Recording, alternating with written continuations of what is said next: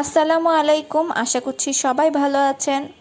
আমি ভাবলাম ঘরে তো শুধু শুধু বসেই আছি, একটু সময়টা কাজে লাগাই। আর তাই আমি ভাবলাম যে আমার চেয়ারগুলোকে আমি নিজেই ভার্নিশ করি। এজন্য আমি ভার্নিশ করা শুরু করে দিলাম। আমি এখানে 120 সাইজের কাগজ নিয়েছি। এই কাগজের মাধ্যমে আমি আসলে চেয়ারটাকে ঘষেছি। ফার্স্টে ভিডিও করতে চাইনি, পরে ভাবলাম যে আপনাদের সাথে ছোট্ট একটা ভিডিও শেয়ার করা যাক, তো তাই ভিডিও করা। অনেকক্ষণ ঘষা মাজার পর আমার খেয়াল হলো যে আমি কেন শুধু শুধু সময় নষ্ট করতেছি, কারণ আমি তো আমার চেয়ারগুলোকে একদম ডার্ক তেঁতুল বিচি যেই কালারটা সেই কালারটা করব, তো শুধু শুধু আমার এত ঘষা মাজার কোনো দরকার নেই। তাই আমি চেয়ারগুলোকে একদম হালকা জাস্ট উপরে যে ময়লা বা হালকা একটু ধুলা থাকে সেগুলোকে আমি জাস্ট ক্লিন করে নেব। আমার এই একটা চেয়ার নর্মালি ঘষতে সময় লেগেছে 2 ঘন্টার মতো।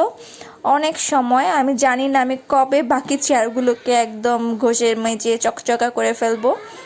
দেখা যাক কবে পারি। বাট অ্যাট লাস্ট আমি চেয়ারগুলোকে কমপ্লিট করতে পারিনি। আমি অনেক আমার হাত ব্যথা হয়ে গিয়েছিল। আর আমি ফিল করেছি যে আসলে রং মিস্ত্রিরা কতটা কষ্ট করে। আসলে সব মিস্ত্রিরাই অনেক কষ্ট করে। আম্মু আম্মু এই জন্য আর কি বললো যে থাক, তোর কষ্ট করা লাগবে না, আমি মিস্ত্রি রেখে দিচ্ছি। আর ওই আঙ্কেল একজনকে ঠিক করা হয়েছে, সেই আর কি এই এই চেয়ারগুলোকে রং করেছে। তো এখন আমি আপনাদের সাথে শেয়ার করব আমি কিভাবে আমি ছাদে উঠে আমি পাখিগুলোকে খাবার দেই। চলুন দেখে নিই। আমি এখানে একটা বাটিতে আমি কিছু চাল নিয়েছি। চালগুলোকে আমি এভাবে ছাদের উপর ছড়িয়ে দেই, আর মাশাল্লাহ প্রত্যেকটা পাখি এসে এত সুন্দর করে খেয়ে যায়। আমি 2 দিন আগে এতগুলো করে চাল দিয়েছিলাম, আমি আজকে এসে দেখি একটা চালও নেই, মানে সব শেষ।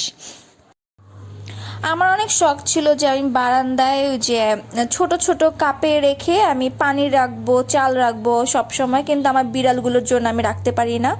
ওরা না হলে আমার মানে ওই চড়ুই পাখিগুলোকে একদম মেরেই ফেলবে ধরে। তো যাই হোক, আপনারাও সবাই চেষ্টা করবেন এভাবে পাখিগুলোকে খাবার দেওয়ার জন্য। আসলে সব প্রাণীদেরই ক্ষুধা লাগে। আর পাখিরা আগে যেভাবে রাস্তায় বা সব সময় খাবার পেত, এখন কিন্তু ওভাবে খাবার পায় না। তো চেষ্টা করবেন যে অ্যাটলিস্ট চাল বা একটু পানি বাটি করে দিয়ে রাখার, তাহলে ওরাও খেয়ে আপনাদের জন্যই দোয়া করবে। তো আল্লাহ হাফেজ, সবাই ভালো থাকবেন আর আমার জন্য দোয়া করবেন।